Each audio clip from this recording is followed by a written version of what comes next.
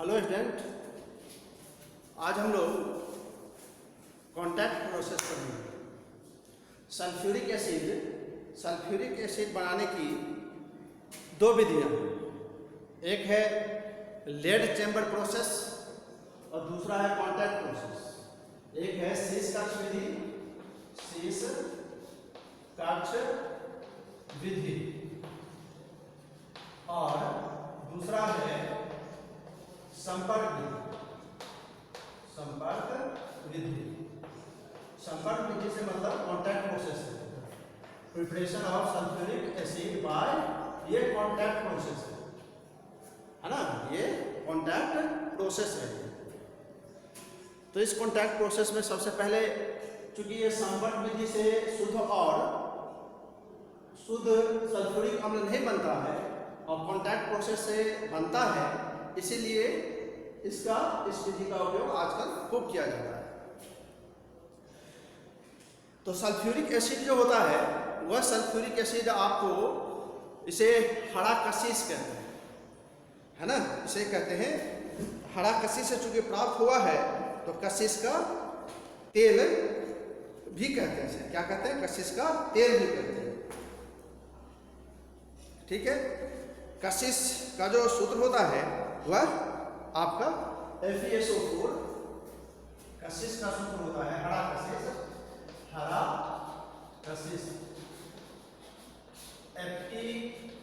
FeSO4 7 जल के 7 अणु होंगे।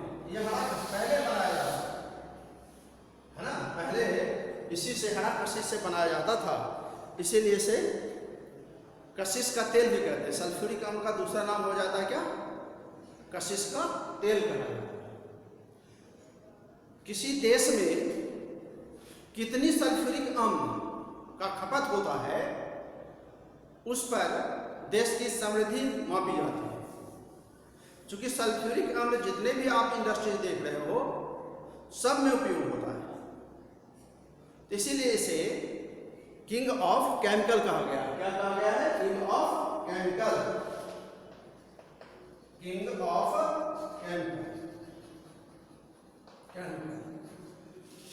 ऑफ केमिकल से मतलब है रसायनों का राजा। तो कॉन्टैक्ट प्रोसेस में आप देखें कि इसके जो सिद्धांत होते हैं वह सल्फर डाइऑक्साइड, सल्फर को जलाया जाता है, सल्फर डाइऑक्साइड। तो सल्फर डाइऑक्साइड ऑक्सीजन के साथ उत्प्रेरक वैनेडियम पेंटाऑक्साइड या प्लैटिनम युक्त एस्बेस्टस, ये उत्प्रेरक है, के साथ गर्म किया जाता है 400 से 450 डिग्री सेल्सियस, तो बनता है सल्फर ट्राइऑक्साइड। क्या बनता है? सल्फर ट्राइऑक्साइड बनता है। तो देखिए इधर सल्फर डाइऑक्साइड, इसमें जो उत्प्रेरक जो होता है, उत्प्रेरक एक तो होता है वैनेडियम पेंटाऑक्साइड,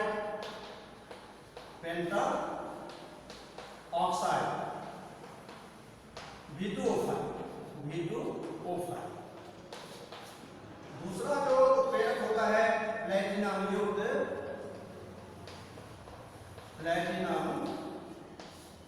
युक्त एस्बेस्टस।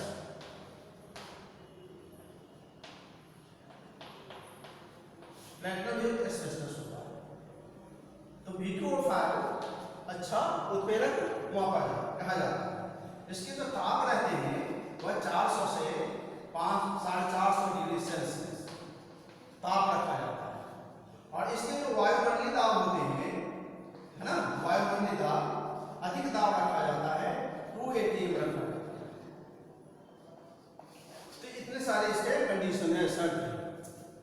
तो सल्फर डाइऑक्साइड को, यहां आप देखिए सल्फर डाइऑक्साइड को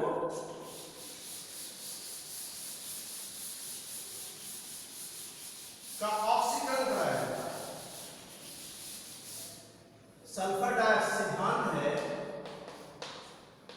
सिद्धांत सल्फर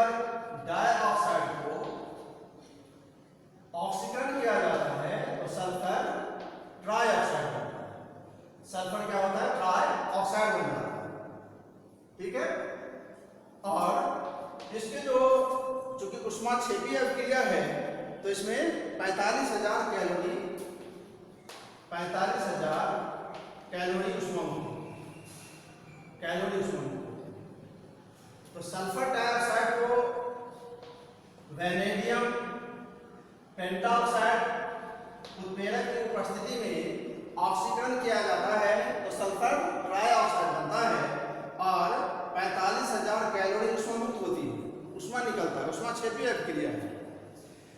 SO3 को जल के बजाय सांद्र सल्फ्यूरिक अम्ल में अवशोषित कराया जाता है ना, सांद्र सल्फ्यूरिक अम्ल में अवशोषित कराया जाता है तो ओलियम बनता है। तो SO3 sulphur trioxide plus H2SO4 तो बनता है H2S2O7। इसे जो कहते हैं सधूम गंधकम या इसे ओलियम भी कहते हैं। ओलियम यह जो है सल्फर के ऑक्सीजन है, बहुत शांत होता है, सधूम गंधकम। अब यहाँ एक नया शब्द आ गया है गंधकाम। सल्फ्यूरिक एसिड को गंधकाम ही कहते हैं, है ना। पहले चूंकि गंधक से प्राप्त होता है इसीलिए इसे गंधकाम कहा गया है। H2SO4 को क्या कहा जाता है? गंधकाम कहते हैं।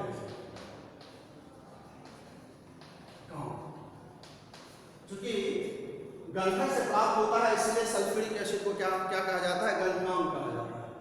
ठीक, तो यह आपके सिद्धांत हुए। फिर देखिए सिद्धांत, सल्फर डाइऑक्साइड को वैनेडियम पेंटाऑक्साइड के साथ 450 से 500 डिग्री सेल्सियस 450 से 450 डिग्री सेल्सियस ताप पर ऑक्सीकरण कराया जाता है तो सल्फर ट्राइऑक्साइड बनता है। क्या बनता है? Sulphur trioxide. इसे कहते हैं सल्फर ट्राइऑक्साइड।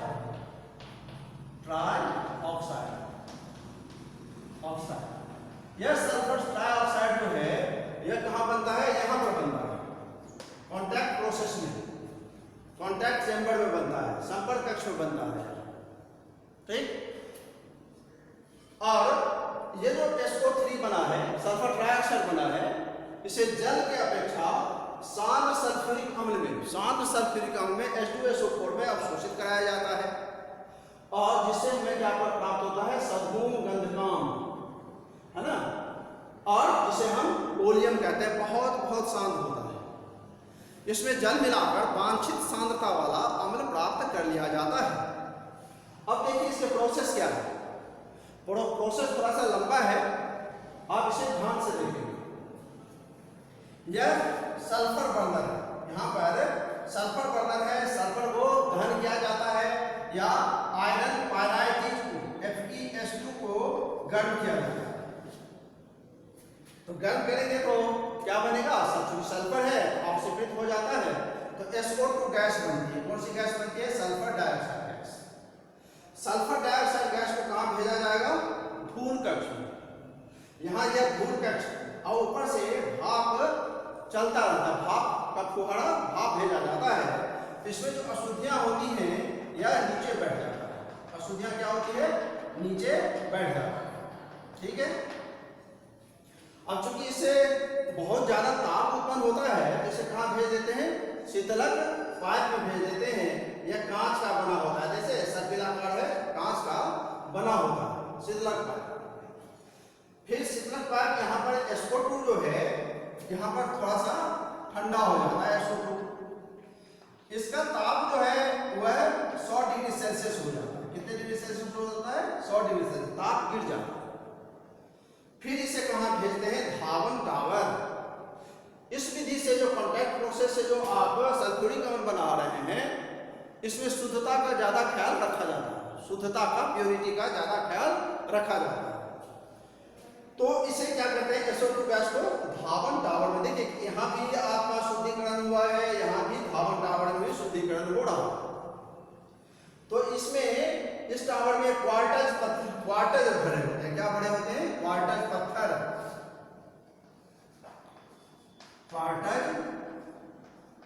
पत्थर भरा होता है, टुकड़ा भरा होता है, क्वार्टज के टुकड़े भरे होते हैं। और और ऊपर से जल प्रवाहित की जाती है। तो जल प्रवाहित की जाती है तो जो अशुद्धियां हैं वह क्या होता है, प्राय नीचे बैठ जाता है। यहाँ भी धुल गया, प्यूरिफाइड हो गया। और चूंकि गैस है तो ऊपर ही उठेगा, तो गैस को क्या करते हैं, फिर इसे हम भेज देते हैं। चूंकि गैस में SO2 में क्या हो जाएगा, SO2 गैस में नमी हो जाता है, नमी युक्त हो जाता है। चूंकि जल के कांटेक्ट में आता है तो नमी हो जाता है। अब इस नमी को हमें क्या करना होता है, दूर भी करना होता है। तो दूर कैसे करते हैं, तो इसे कहाँ भेज देते हैं, शुष्कीकरण कक्ष, शुष्क कर देते, ड्राई कर देता है ना। यहाँ क्या कर देता है, SO2 गैस को नमी हट जाता है। चूंकि H2SO4 का जो काम होता है वह निर्जल कर देता है, जल के अणुओं को निकाल देता है। ठीक है, तो यहाँ भी क्वार्टर के पत्थर भरे हुए होते हैं, टुकड़े भरे होते हैं, और शांत H2SO4 फुहारे के रूप में चलता रहता है। तो SO2 गैस से नमी दूर हो जाती है। तो यह SO2 गैस जो है फिर कहाँ भेज दिया जाता है, यहाँ शोधक कक्ष में। कहाँ भेज दी जाती है, शोधक कक्ष में। शोधक कक्ष में क्या होता है, इसमें जो भरा होता है फेरिक हाइड्रोक्साइड FeOH का होल 3 फेरिक हाइड्रोक्साइड भरा होता है। यहाँ पर जो है आर्सेनिक की अशुद्धियां दूर हो जाती है। आर्सेनिक का जो यौगिक है, यह यहाँ पर दूर हो जाता है, अवशोषित हो जाता है। देखिए इतने प्यूरिफिकेशन का ख्याल रखा जाता है। फिर इस SO2 गैस को सल्फर डाइऑक्साइड गैस है, इस गैस को कहाँ भेज दिया जाता है, परीक्षण कक्ष में। यहाँ देखिए, यहाँ भी इसका ख्याल रखा जाता है। परीक्षण कक्ष में यह कांच का बना होता है और यह अंधेरा होता है। समय समय पर इस पर तीव्र प्रकाश की किरणें भेजी जाती हैं। तो यदि धूलकण होता है तो वह धूलकण प्रकाश की किरणों को परावर्तित कर देता है, तो चमकने लगता है। तो यदि धूलकण उपस्थित है तो प्रोसेस को बंद कर देते हैं, फिर शुरू से आपका यह प्रोसेस काम करना पड़ता है। फिर इसको परीक्षण कक्ष में भेज देते हैं। यदि अशुद्धियां नहीं है, धूलकण नहीं है, तो यह संपर्क कक्ष में इसे भेज दिया जाता है। संपर्क कक्ष जो होता है यह लोहे का बना होता है, ठीक है। इसमें लोहे के पाइप, ये देख रहे हैं ना, यह इसमें लोहे के पाइप रहता है। लोहे के पाइप में उत्प्रेरक जो होता है V2O5 होता है। उत्प्रेरक क्या होता है, वैनेडियम पेंटाऑक्साइड, इसमें भरा होता है, लोहे के पाइप में भरा होता है, ठीक है। और यहाँ पर जो ताप रखा जाता है वह 400 से 450 डिग्री C रखा जाता है। यहाँ का ताप कितने रखा जाता है, 450 से 450 डिग्री सेल्सियस रखा जाता है। यह संपर्क कक्ष है। यहाँ SO2 गैस का, सल्फर डाइऑक्साइड गैस का ऑक्सीकरण हो जाता है, सल्फर डाइऑक्साइड गैस का ऑक्सीकरण हो जाता है, ठीक है। यहाँ पर ऑक्सीकरण होता है तो यहाँ पर क्या बन जाता है, SO3 गैस। कौन सा gas, SO3 gas, sulphur trioxide gas. Sulphur trioxide gas यहाँ भेजा जाता है। इसे हम कहते हैं क्या, अवशोषक कक्ष कहा जाता है। कौन सा कक्ष कहा जाता है, इसे जो कहा जाता है अवशोषक कक्ष कहा जाता है। अवशोषक मतलब क्या, अशुद्धियां जो हैं जो अवशोषित हो जाती हैं, ऊपर से शांत H2SO4 गिराया जाता है। तो शांत H2SO4 SO3 के साथ अभिक्रिया कर लेता है। SO3 के साथ अभिक्रिया करता है तो बनाता है क्या, ओलियम। ये SO3 के साथ अभिक्रिया करता है तो क्या बना लेता है, ओलियम बना लेता है, ठीक है। अब ओलियम जो बनता है, अब देखिए ओलियम को में जल मिला देते हैं। वांछित सांद्रता वाला इसके सल्फ्यूरिक अम्ल प्राप्त हो जाते हैं। तो ओलियम बना आपका H2S2O7 और प्लस H2O, है ना, जल मिला देते हैं तो H2SO4 यह सल्फ्यूरिक अम्ल,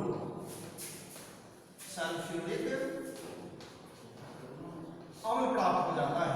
इस तरह से कांटेक्ट प्रोसेस से सल्फ्यूरिक अम्ल बनाया जाता है, ठीक है। तो इसको जो है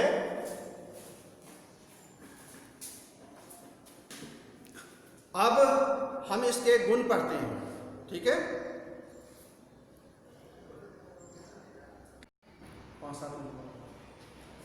हाँ, अब हम लोग इसके रासायनिक गुण पढ़ते हैं। ठीक है, रासायनिक गुण पढ़ते हैं। तो H2SO4 के अम्लीय गुण, अम्लीय प्रकृति। देखिए, सबसे पहले तो H2SO4 जो होता है, थोड़ा सा इसके भौतिक गुण हम लोग पढ़ते हैं। H2SO4 आप आर्द्रता ग्राही होता है, नमी को अवशोषित कर लेता है ना। तो H2SO4 में यह सावधानी रखना होता है कि अम्ल में जल नहीं मिलाते। अम्ल में जल मिलाएंगे तो बहुत सारे वाष्प निकलता है, जिसके कारण H2SO4 नीचे से ऊपर चला आता है। तो हो सकता है हमारे शरीर पर पड़े तो जल जाए, क्योंकि सल्फ्यूरिक अम्ल है। ठीक है, तो क्या किया जाता है, जल में अम्ल को मिलाया जाता है, जल में अम्ल को मिलाया जाता है, ना कि अम्ल में जल को। चूंकि यह ऊष्माक्षेपी अभिक्रिया है, बहुत ज्यादा ऊष्मा उत्पन्न होती है, आर्द्रता ग्राही भी है, अर्थात नमी को अवशोषित कर लेता है। कहीं भी H2SO4 गिरता है या डाल देते हैं तो वहां के नमी को क्या करता है, वो खींच लेता है, और जिसे हम कह देते हैं झुलसना कह देते हैं, जल जाना कह देते हैं। ठीक है, अब हम लोग इसके रासायनिक गुण पढ़ते हैं। तो H2SO4 की अम्लीय प्रकृति होता है। तो H2SO4 जो है, यह जल में आयनित हो जाता है, दो प्रकार से आयनित होता है। H2SO4 H आयन बनाता है और हाइड्रोजन सल्फेट बनाता है। इसे क्या कहते हैं, हाइड्रोजन सल्फेट कहते हैं। इसे हाइड्रोजन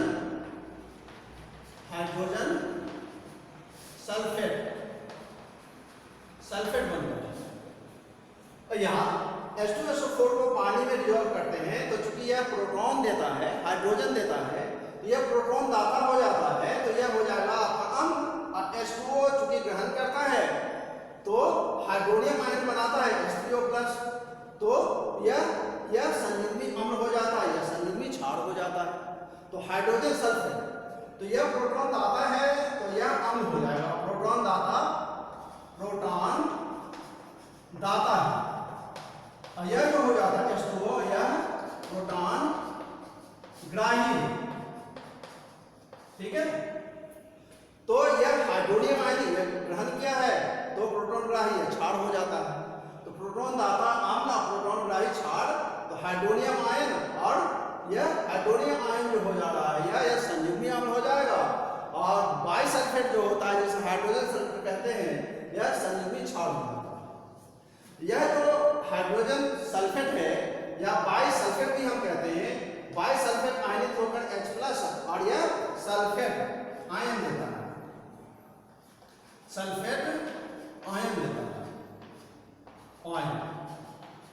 ठीक है, ठीक इसी तरह से HSO4 चूंकि अम्लीय प्रकृति का प्रोटॉन दाता है तो यह अम्ल हो जाएगा, यह प्रोटॉन ग्राही है तो यह क्षार हो जाएगा, यह संयुग्मी अम्ल हो जाएगा, यह सल्फेट आयन के रूप में बदल जाता है। ठीक है, तो यह जो होता है यह द्विभाषिक अम्ल है, जो नीले द्विभाषिक अम्ल है, चूंकि दो बार प्रोटॉन मुक्त करता है, द्विभाषिक अम्ल है ना।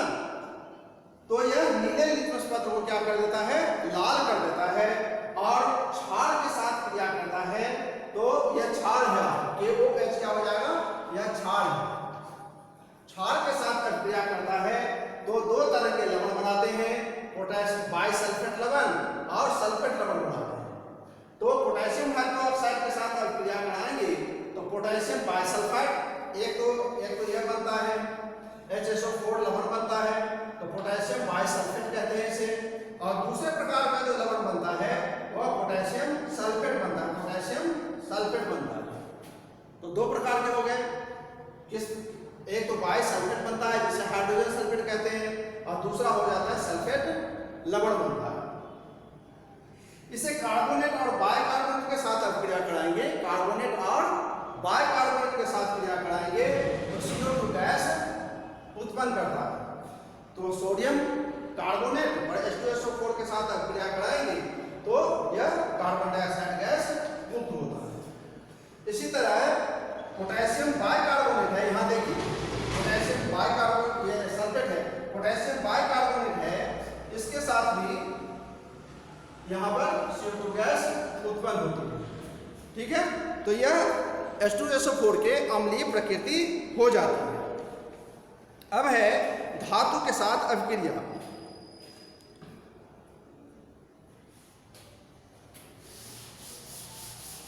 धातु के साथ अभिक्रिया, तो कुछ धातुएं हैं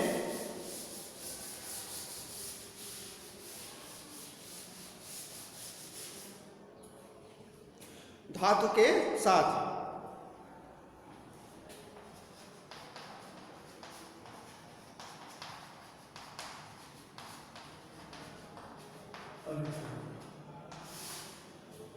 ठंडे और तनु अम्ल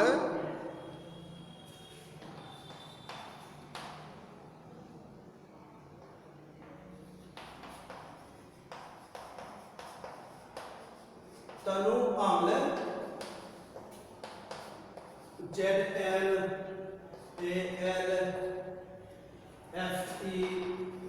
के साथ क्रिया कर हाइड्रोजन गैस H2 गैस मुक्त करती है। तो Zn plus H2SO4 arrow ZnSO4 plus H2 hydrogen gas बनता है।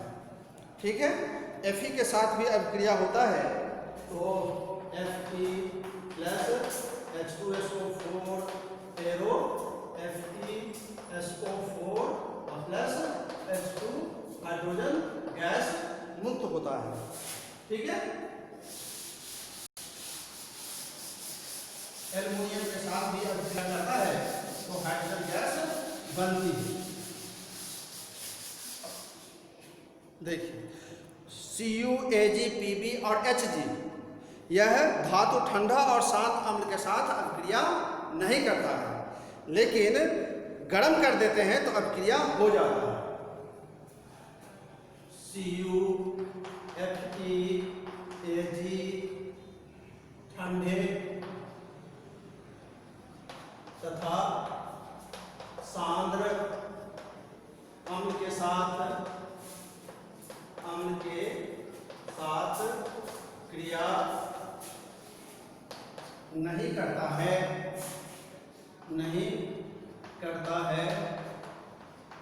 गर्म करने पर तीव्र अभिक्रिया होती है।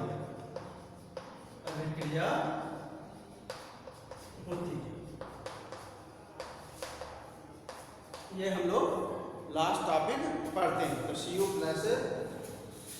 प्लस 2H2SO4, तो CuSO4 plus 2H2O plus SO2 gas बनता है। ठीक है, अब Ag के साथ क्रिया करते हैं, 2Ag प्लस 2H2SO4 तो arrow Ag 2SO4 plus 2H2O plus SO2 gas बनता है, ठीक है ना। तो हम आज यहाँ तक पढ़ लेते हैं। अब देखिए उत्कृष्ट धातुएं हैं, जैसे सोना है, प्लेटिनम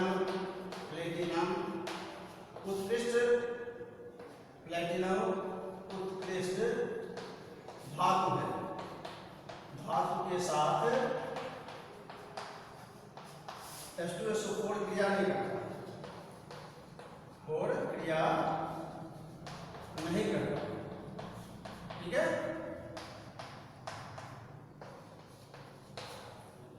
तो सल्फ्यूरिक अम्ल की जो रासायनिक गुण है हम लोग अभी पढ़ लिए हैं, और उम्मीद है जो आप लोग इसे पसंद करेंगे। और डिस्क्राइब करिए, आग्रह किया जाता है, और लाइक करिए।